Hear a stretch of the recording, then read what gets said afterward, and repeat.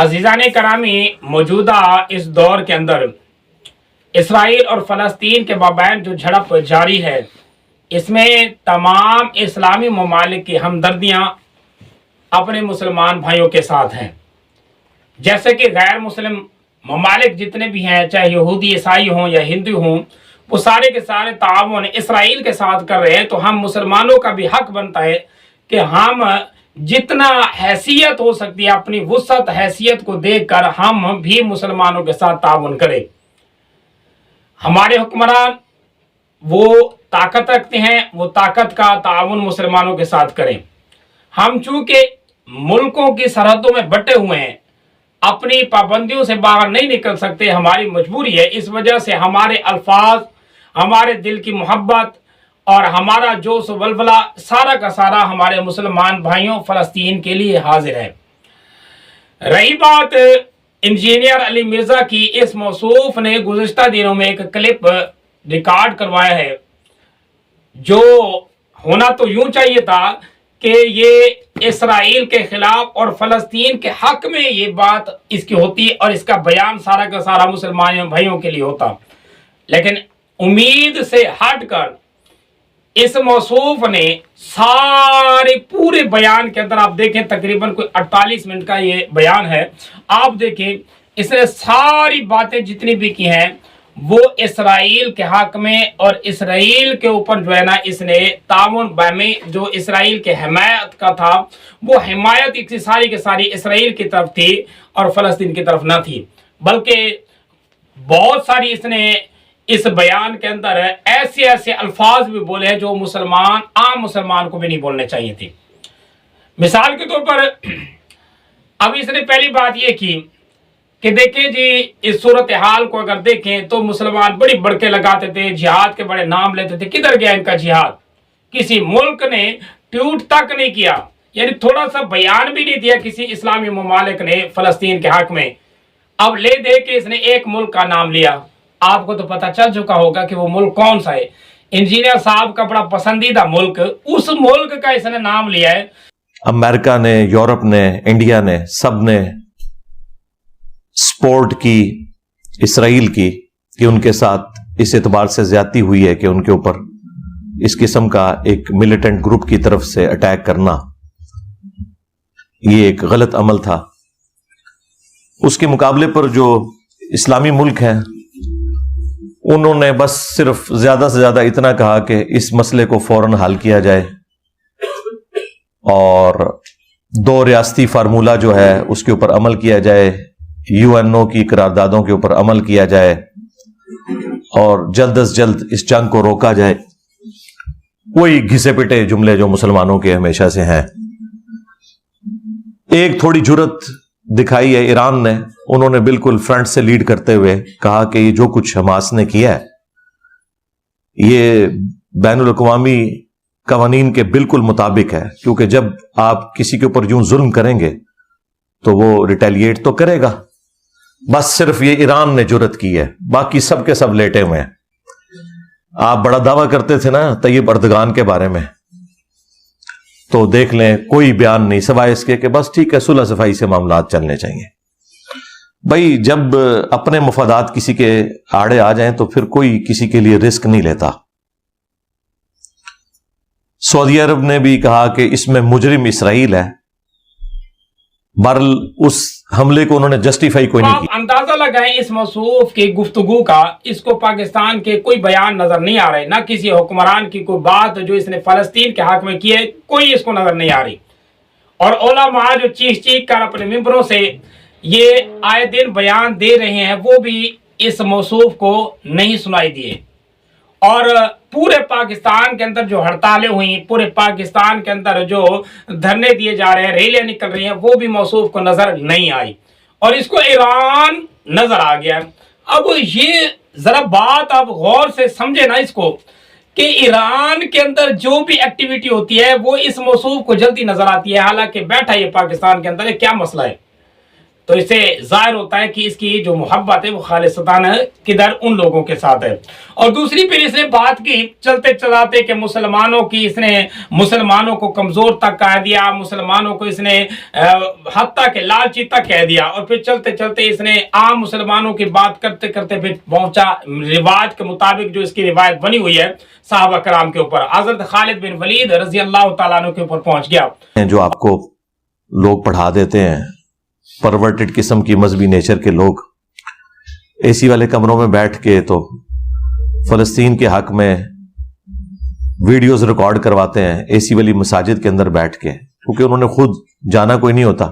تو ٹھیک ہے, مسلمانوں کا لہو گرماتے رہتے ہیں اور بالکل گراؤنڈ ریئلٹیز سے ہٹ کے بات کرتے ہیں, اور پھر ہمیں یہ مثالیں دیتے ہیں صحابہ کرام علیہم رضوان کی کہ ان کے پاس بھی اسلحہ اتنا نہیں تھا, اس کے باوجود وہ کفار کے اوپر غالب آئے, رومنز اور پرشینز کو انہوں نے الٹ دیا جو صدیوں سے سپر پاورز تھیں. لیکن یہ تصویر کا ایک رخ ہے. تصویر کا دوسرا رخ یہ ہے کہ صحابہ کرام علیہم رضوان کی مثالیں دینا بالکل ان لاجیکل ہے. اس کی وجہ یہ ہے کہ اس دور کے اندر اگر یہاں سے سیدنا خالد ابن ولید رضی اللہ تعالیٰ عنہ ایک تلوار لے کر گھوڑے پر سوار ہو کر نکلتے تھے تو سامنے سے بھی جو رومن جنرل آتا تھا اس کے پاس بھی تلوار ہی ہوتی تھی. تو اسلحہ برابر کا تھا. یہ بالکل غلط بات کرتے ہیں. ہاں, کوانٹٹی کا فرق ضرور ہو سکتا ہے, اسلحہ برابر کا تھا. مجھے بتائیں, ایک خالد ابن ولید چھوڑ دیں, 1000 خالد ابن ولید بھی نکلیں تلواریں لے کر, اور سامنے سے ایک کلین شیو یہودی نوجوان ایک کلاشنکوف اٹھا کے نکلے, تو اینڈ رزلٹ کیا نکلے گا آپ کے سامنے.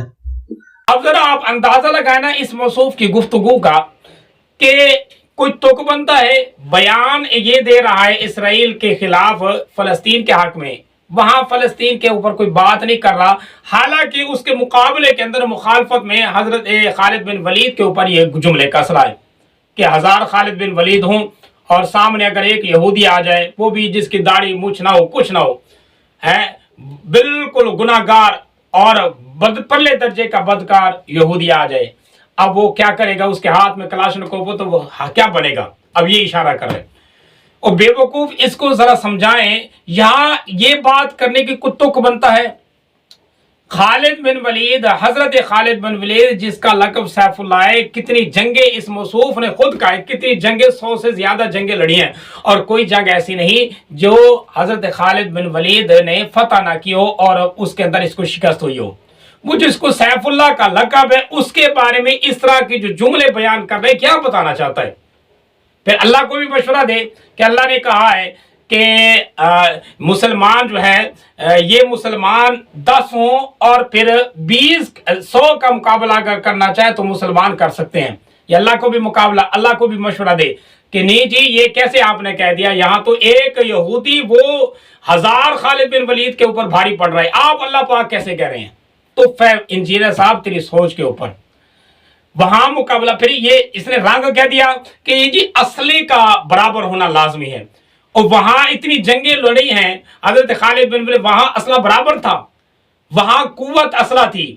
ایک طرف ایک بندہ اگر ایک تلوار اٹھا کے کھڑا ہوتا, سامنے اگر 10 بندے ہوتے, تلواریں 10 تھی, تو یہ اسلحہ برابر کہاں ہوا؟ اب یہاں یہ بات کر رہے, رنگ دے رہے, اس کے دماغ کو ذرا ٹھکانے لگائیں. یہ یہاں پر رنگ دے رہا ہے کہ ایک طرف خالی ہاتھ کھڑا ایک بندہ اور ایک طرف اس نے کلاشنکوف پکڑی ہوئی ہے, تو وہ کلاشنکوف والا بندہ وہ جیت جائے گا. اور بے وقوف مسلمان کبھی بھی اسلحے کے زور کے اوپر لڑتا نہیں. مسلمان تو سب سے پہلے اللہ کے اوپر بھروسہ رکھتا ہے, پھر اپنے ہتھیار کے اوپر بھروسہ رکھتا ہے. اگر وہ ہتھیار جو اس نے اٹھائے ہوئے کلاشنکوف اس کی گولیاں ہی جام ہو جائیں تو کیا کرے گا؟ پھر اس کا ہتھیار کیا کام آئے گا؟ اسرائیل کے پاس جو فضائی طاقت ہے, پاکستان نہیں اس کا مقابلہ کر سکتا, تو باقی تو چھوڑ ہی دیں, باقی ملک تو شاہی کوئی نہیں. پھر سیدھی سی بات ہے. اور یہاں پھر یہ دیکھو, اب بات چل رہی تھی اسرائیل کے حق میں کوئی بات کرنے کی, اس نے پاکستان کو بھی ساتھ شامل کر دیا. اب یہ پاکستان کے بھی خلاف, یعنی کیا بتانا کیا چاہتا ہے, یہ کہنا کیا چاہتا ہے, ذرا اس سے پوچھیں تو صحیح. یہ انسان کیا سمجھانا چاہتا ہے؟ اللہ کے بندے, جو بات تو کرنے آیا وہ بات تو کر نہیں رہا. اور ادھر ادھر کی باتیں بیان کر کے ادھر ادھر کے شوشے لگا کر یہ عوام کو انتشار کے اندر مبتلا کر رہا ہے. گویا کہ مسلمانوں کی ہمت یہ پستہ کرنا چاہتا ہے اور مسلمانوں کی ہمت کو یہ اجاگر نہیں کرنا چاہتا. اور پھر اسی طریقے سے آگے بھی اس نے ایک جملہ کہا ہے, وہ بھی ذرا قابل غور ہے, سنیں ذرا. حماس جو ہے یہ سنی تحریک ہے, اس میں بھی سلفی اہل حدیث, لیکن ان کے آفیسز میں بھی امام خمینی کی تصویر لگی ہوئی ہوتی ہے, جس طرح آپ کے دفاتر کے اندر محمد علی جناح کی تصویر لگی ہوتی ہے.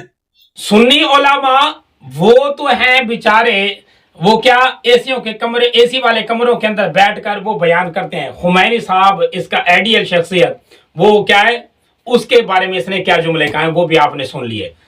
اب اسی سے پوچھیں اے سی والے کمرے کون استعمال کر رہا ہے, اور باقیوں کے اوپر تو اعتراض کر رہا ہے. اپنے آپ کو ذرا سنبھالے. یہ باقی جتنے بھی علماء ہیں اہل سنت والجماعت کے, ان کا نہ جہاد نظر آ رہا ہے, اور ان کی نہ جستجو نظر آ رہی ہے, ان کی نہ کوشش نظر آ رہی ہے, ان کی دین کی خدمت نظر آ رہی ہے. بڑی تعریفیں کرتا ہے خمینی صاحب کی. تو انجینئر صاحب آپ یہ بھی کہہ دیں نا کہ آپ خمینی کے پارٹی کے ہیں, ادھر ہی جا کر بیٹھ جائیں نا. آپ یہی کہہ دیں کہ وہی انجینئر صاحب کا فیوریٹ بندہ ہے. باقی جس طرح باقیوں کو آپ نے استاد بنایا ہے تو خمینی کو استاد بنا لیں. بس یہی کمی رہتی ہے, یہ بھی بنا لے, کر لیں.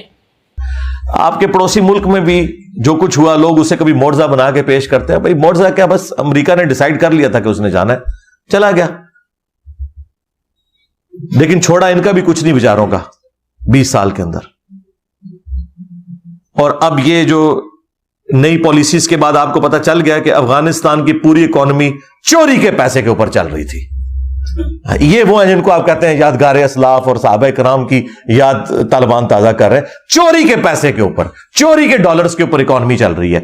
$10 بلین کی ان کی ٹوٹل